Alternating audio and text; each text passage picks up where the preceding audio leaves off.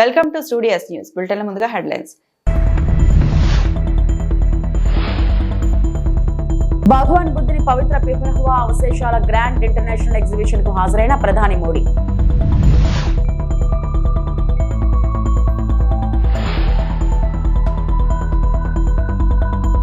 కొండగట్టు ఆంజనేయ స్వామిని దర్శించుకున్న ఏపీ ఉప ముఖ్యమంత్రి పవన్ కళ్యాణ్.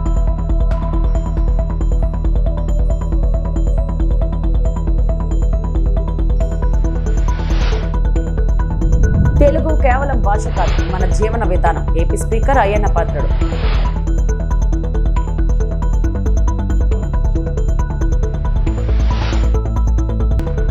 తిరుపతి గోవిందరాజస్వామి ఆలయంలో భద్రతా వైఫల్యం.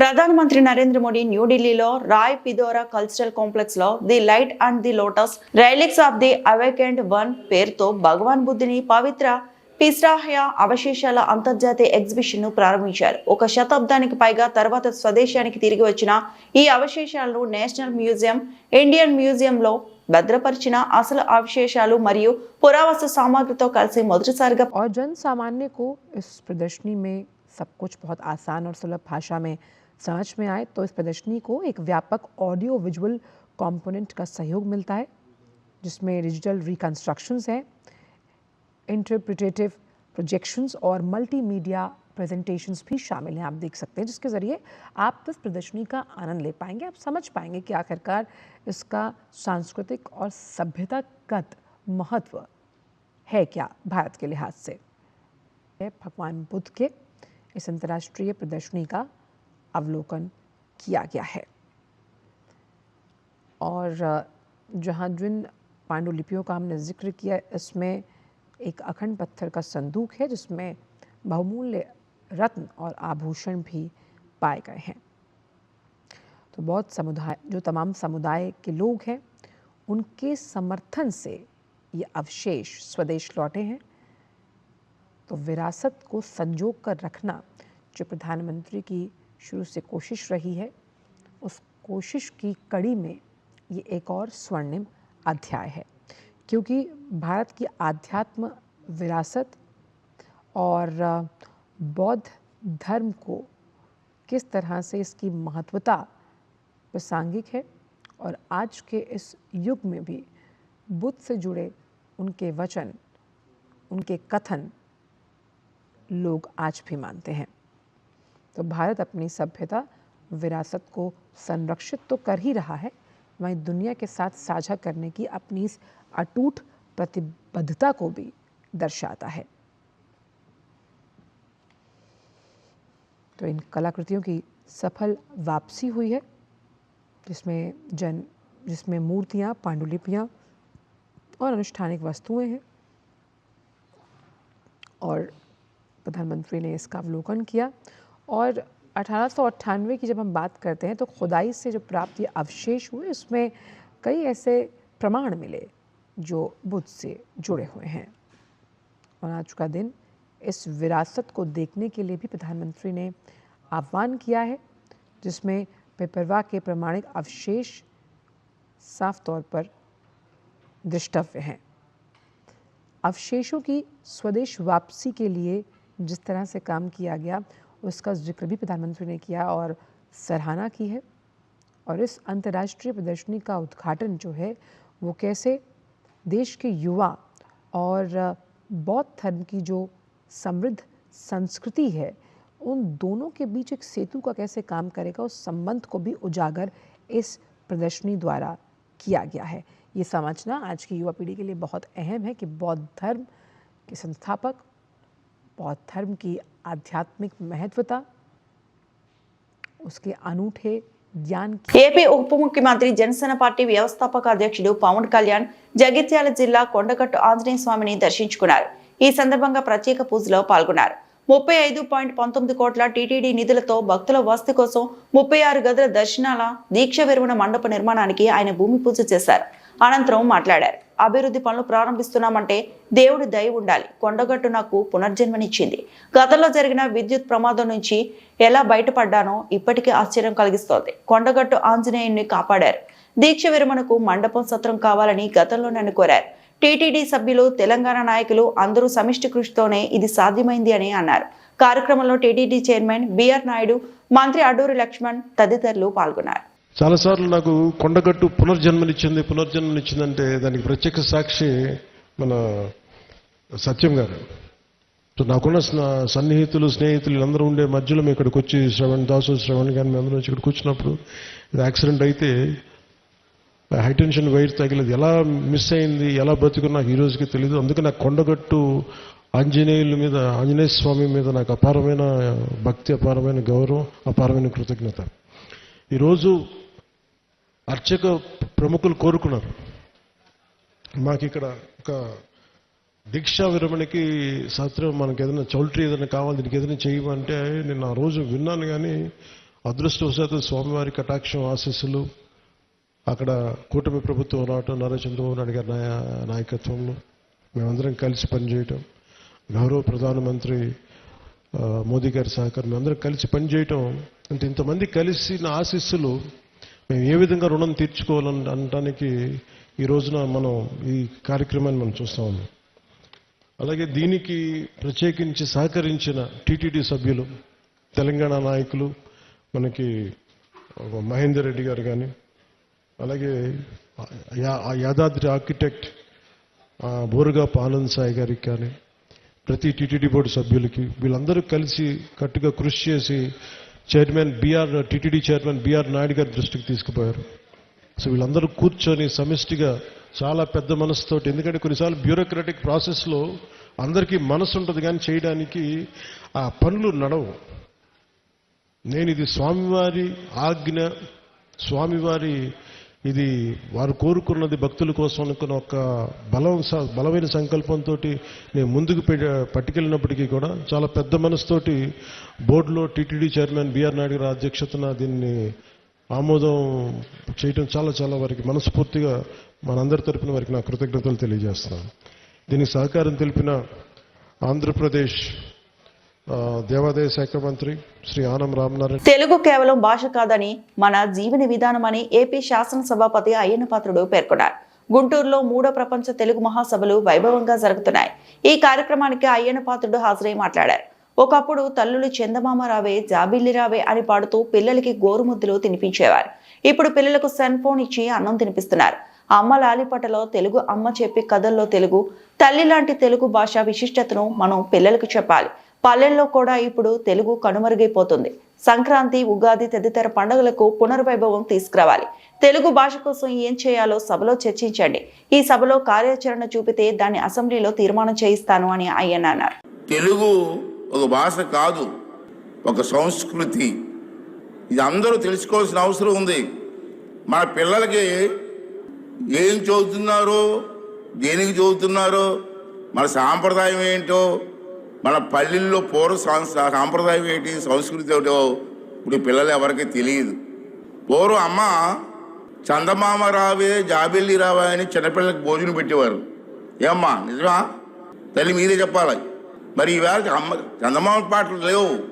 పిల్లలకి సెల్ ఫోన్లు ఇచ్చేసి భోజనం పెడుతున్నారు. భోజనం పెడితే సెల్ ఫోన్లు వస్తే పిల్లలకి సెల్ ఫోన్ చూస్తున్నారు, భోజనం తినిపిస్తున్నారు. అమ్మ ప్రేమే వేరండి. ఇవాళ తెలుగు భాష గురించి మాట్లాడుకుంటున్నాం. తల్లి లాంటి భాష, మన మాతృభాష. దీన్ని అందరం కూడా గౌరవించవలసిన అవసరం ఉంది. మన పిల్లలకి దీన్ని చెప్పవలసిన అవసరం ఉంది. మనం చేస్తాను. తెలుగు కేవలం మాట్లాడే భాష మాత్రమే కాదు. మనందరం తెలుసుకోదంటే మన జీవన విధానం తెలుగు, మన ఆచారాలు తెలుగు, మన సంస్కారాలు, సాంప్రదాయాలు తెలుగు. ఇవన్నీ కూడా మన పిల్లలకు చెప్పాలి. మనం ఆ రోజులు పోయి పల్లెల్లో వాతావరణం మారిపోయింది. అంచేత ఇవన్నీ కూడా మళ్ళీ పూర్వంలాగా ఆ వాతావరణం తీసుకురావాల్సిన అవసరం ఉందని చెప్పి మనం చేస్తున్నాను. అమ్మ చెప్పే లాలిపాటలో తెలుగు ఉంది. మన పిల్లలకు తెలిసండి, అది నీకు తెలుసు. అమ్మ చెప్పే లాలిపాటల్లో తెలుగు ఉందన్నారు. అమ్మ చెప్పే కథల్లో తెలుగు ఉంది. పండగల్లో, పెళ్ళిళ్ళలో, పూజల్లో కూడా తెలుగు ఉంది. అలాగే ఇలా మన ప్రతి ప్రతి సంబరాలలో కూడా తెలుగు ఉంది. ఇవి సంబరాలన్న మాట వచ్చింది, దాని గురించి చెప్పాలి. పూర్వం సంక్రాంతి వస్తే ఓ పండగ, దసరా వస్తే ఒక పండగ, గ్రామాల్లో శ్రీరామనవమి, ఉగాది ఎంతో సాంప్రదాయంగా మన పెద్దలు చేశారు. కొన్నాళ్ళు జరిగాయి అలాగా. ఈవేళ గ్రామాల్లో శ్రీరామనవమి ఎవరైనా చేస్తున్నారండి? ఉగాది పండుగ ఎవరైనా చేస్తున్నారండి? ఇంతకుముందు సంక్రాంతిలో గ్రామాల పల్లెటూరులు వెళ్తే తాడిపెద్దులు రకరకాల వేషాలు వేసుకొని ఒక పండగ వాతావరణం ఉండేది. ఇప్పుడు ఎక్కడైనా కనపడుతున్నాయండి? దాన్ని మళ్ళీ మనం అందరం కలిసి పూర్వ వైభవం మా తెలుగు తీసుకురావాల్సిన అవసరం ఉందని చెప్పి నేను మాట్లాడుతున్నాను. రాత్రికి రాత్రే వెలుస్తున్న అక్రమ కట్టడాలు ఆగ్రహించిన గ్రామస్తులు తొలగింపుతో జనసేన పార్టీ నాయకులపై నీలాప నిందలు, అక్రమ ప్రచారాలు అంటూ దుయ్యబట్టిన జన సైనికులు. ఎక్కడైనా ప్రభుత్వ ఆస్తులను ఆక్రమిస్తే రెవెన్యూ అధికారులు చర్య తీసుకోవాల్సి ఉంటుంది.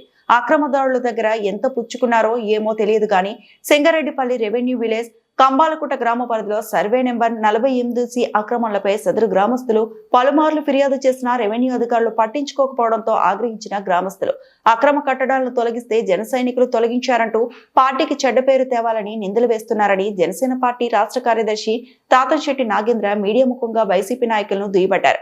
అదే గ్రామంలో 723 సర్వే నెంబర్కు సంబంధించిన భూమిలో ఒకే కుటుంబానికి సంబంధించి 6 మందికి పట్టాలు పుట్టుకొచ్చాయని, అవి రెవెన్యూ రికార్డులో ఎక్కించడం అనేది ఆశ్చర్యానికి గురి చేస్తుందని, ఆ భూమి దాదాపు ₹1 కోటి వరకు విలువ చేస్తుందని, కోట్ల రూపాయలు విలువ చేసే భూములను కొల్లగొడుతున్నా రెవెన్యూ అధికారులు మాత్రం భారీ ఎత్తున ముడుపులు పుచ్చుకొని పట్టించుకోకపోవడంతో ఆగ్రహించిన గ్రామస్తులు అక్రమ కట్టడాలను తొలగించవలసి వచ్చిందని కంబాలకుంట వాసులు మీడియాకు చెప్పుకొచ్చారు.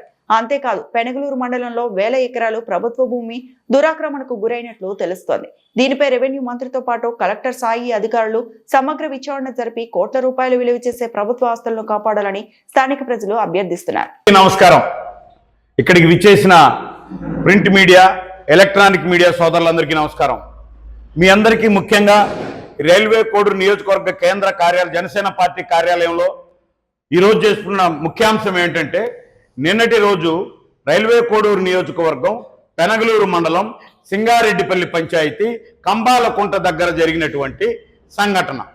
ఈ సంఘటన జరుగుతానే కొన్ని సాక్షి ఛానల్లోనూ, సాక్షి పేపర్లోనూ, వైసీపీ యొక్క వాళ్ళ సోషల్ మీడియాలోనూ ఎమ్మెల్యే గారి దౌర్జన్యం, రైల్వే కోడూరు ఎమ్మెల్యే పేపర్లో ఏమో, అదే సాక్షి పేపర్లో ఏమో పచ్చ చొక్కాల దౌర్జన్యం, మళ్ళీ వాళ్ళ యొక్క సోషల్ మీడియాలోనేమో తాతంశెట్టి నాగేంద్ర దౌర్జన్యం. ఎవరిది దౌర్జన్యం? ముందుగా ఒక విషయాన్ని పవన్ కళ్యాణ్ గారి అనుచరులుగా ఒక విషయాన్ని సూటిగా చెప్తున్నాం మేము వైసీపీ నాయకులకు. పెనగలూరు మండలంలో ఎవరు దౌర్జన్యం చేశారు? మా జన సైనికుడు ఒక్కరు కూడా ₹1 కానీ లేదా 1 సెంట్ కానీ దౌర్జన్యం చేసినట్టు మీరు నిరూపిస్తే మా తలకాయ మీ కాళ్ళ దగ్గర పెట్టి క్షమాపణ చెప్తాం. మా దగ్గర పెనగలూరులో మీరు చేసిన దౌర్జన్యాలు 21 అంశాలు మా దృష్టికి వచ్చాయి. 21 అంశాలు. ఉదాహరణకు నిన్న అక్కడ గుండ్లూరు సుబ్బరాయుడు సన్నాఫ్ పెద్దన్న survey number 48C, Gundluru Narasimhulu son of Penchalaiah ఏం చెప్పారండి? సాక్షిలో కడుపు కోతలేక పేదల ఇండ్లు కూల్చేసినారంట జన సైనికులు. పంచాయతీ వీళ్ళది, ఊరు వీళ్ళది, ఇదో వాళ్ళ వేరే వేరే ఇండ్లు ఒక్కొక్క 10 సెంట్లలో నిన్నటి నేను చదివిన పేర్లు అక్రమదారులు వేరే చోట ఆ పక్కనే కట్టుకున్న మెయిన్ రోడ్లో ఇండ్లు. వీళ్ళ పేదలో వైసీపీని అడ్డపెట్టుకుని కట్టుకున్న ఇండ్లు. వీళ్ళు చేసే పని ఏంది? ముందు వాళ్ళకు ఒక పట్టా ఇచ్చుంటారు. సాక్షిలో కూడా అదే చూపిస్తున్నాడు. ఆ పట్టాలో 48Cనో 84Cనో అని చెప్తారు. మీకు చెప్తా, ఇక్కడ పేర్లు ఉన్నాయి, ఏది ఎలిజిబుల్ లబ్ధిదారులు. ఇక్కడికి వచ్చేటప్పటికి అన్ని కొట్టేశారు, 4 పేర్లు కొట్టేసి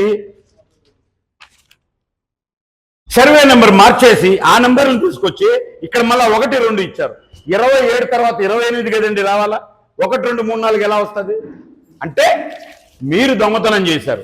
ఈ విషయాన్ని మేము గౌరవ MRO గారికి నేను 4 సార్లు, వీళ్ళందరూ గ్రామస్తులు 4 సార్లు జనసేన తరఫున ప్రత్యక్షంగా మా ఎమ్మెల్యే అరవ శ్రీధర్ గారు 4 సార్లు చెప్పారు. అమ్మా స్థలం అక్కడ ఉందని. ఓకే, వెంటనే అక్కడికి VROని పెట్టి కాపనాకు పెట్టాం సార్ అని చెప్పింది. ఓకే, అయిపోయింది. మళ్ళీ ఒక రాత్రి గోడలు లేసాయి. అమ్మా ఇప్పటికైనా మీరు అవి డెమాలిష్ చేయండి, కూలిపించండి అని అడిగాం. మళ్ళీ మేము మనుషులను పెట్టాం, 144 సెక్షన్ పెట్టామన్నా అనింది. మీరు 144 సెక్షన్ పెట్టి 2 VROలు కాపలా ఉంటే మూడో రోజు శనివారం ఆదివారం 2 సెలవు దినాలు వస్తానే సోమవారానికి రేకులేసి నిలబడిపోయాయి. నేను అడుగుతున్నా, కేవలం జనసేన ఎమ్మెల్యే అరవ శ్రీధర్ గారు, నేను మా జనసైనికులు ఏమనుకుంటున్నామంటే, అక్కడ ఉన్నటువంటి భూమిని మాకు దాదాపు 200 అర్జీలు పెట్టుకున్నారు ఎంఆర్ఓ. ఎవరైతే లబ్ధిదారులు ఉంటారో, irrespective of caste, irrespective of party.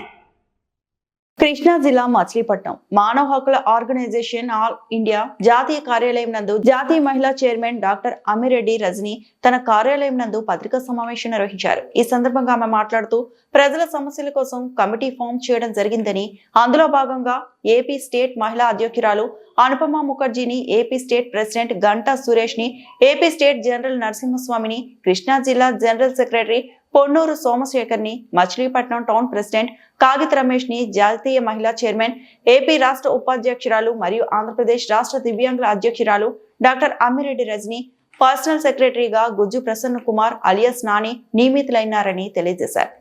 అందరికీ నమస్కారం అండి.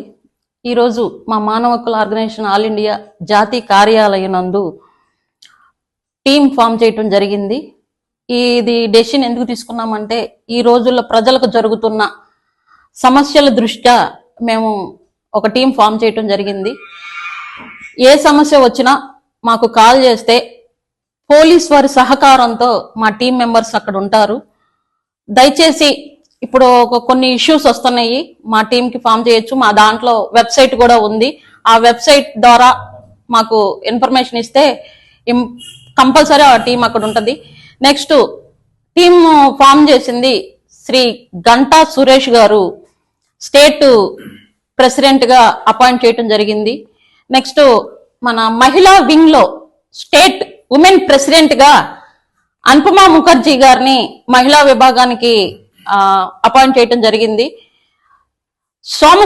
పొన్నూరి సోమశేఖర్ గారు కృష్ణా జిల్లా జనరల్ సెక్రటరీ గాను, నెక్స్ట్ నరసింహస్వామి గారు స్టేట్ జనరల్ సెక్రటరీ గాను, కాగిత రమేష్ గారు మచిలీపట్నం టౌన్ ప్రెసిడెంట్ గాను, నెక్స్ట్ దీనికి మానవ హక్కుల ఆర్గనైజేషన్ నేషనల్ ఉమెన్ ప్రెసిడెంట్ గా నేను కొన్ని సంవత్సరాల నుంచి కొనసాగుతున్నాను. దీనికి అఫీషియల్ గా పర్సనల్ సెక్రటరీగా గుజ్జు ప్రసన్న కుమార్ గారిని ఈరోజు అపాయింట్ చేయడం జరిగింది.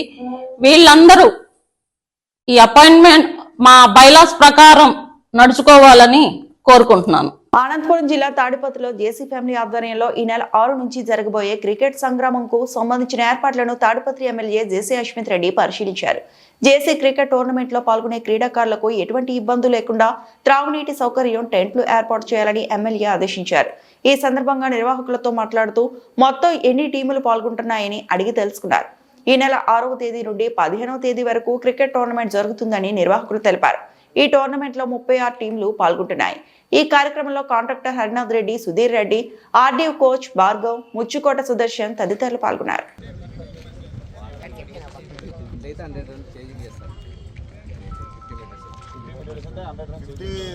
జోష్ ఉంటుంది ఏమంటే బ్యాట్స్మెన్కి ఈజీ కొట్టాలంటే బౌలర్స్ కొద్దిగా అంటే ఆ 5 మీటర్స్కి అంత డిఫరెన్స్ వచ్చేస్తుంది. ఇదంతా కరెక్టే ఉంటుంది. ఆడొక్కటే 2-3 మీటర్లు తేడా సార్. వేరియేషన్ సార్ బాబు 6 మీటర్లు మొత్తం లోపలికే పెట్టాం. ఈ రోంతా కట్ చేసి పెట్టాం. లాస్ట్ టైం అయితే ఈ రేటు 15 పెట్టాము. అంత 55 పెట్టి కట్ చేసి పెట్టాం. ఎట్లా తీయాలనుకున్నాము మనం ఇటు పొద్దున్న లోపల వచ్చేదానికి అన్ని దానికి అన్ని తీసేయాలి. కూడా మనం ఇద్దరు మార్చినాయి కదా, బౌండరీ కానుకొని బౌండరీ ఆడించే పెడదాం. బోర్డు అది పెట్టి బోర్డు వెనకాల 2 ఫీట్ పెట్టి బోర్డు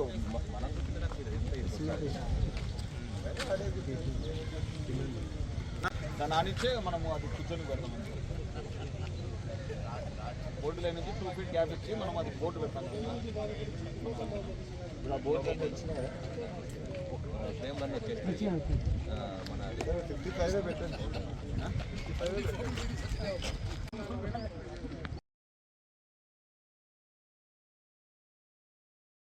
ఈ వార్తలు ఇంతటితో సమాప్తం.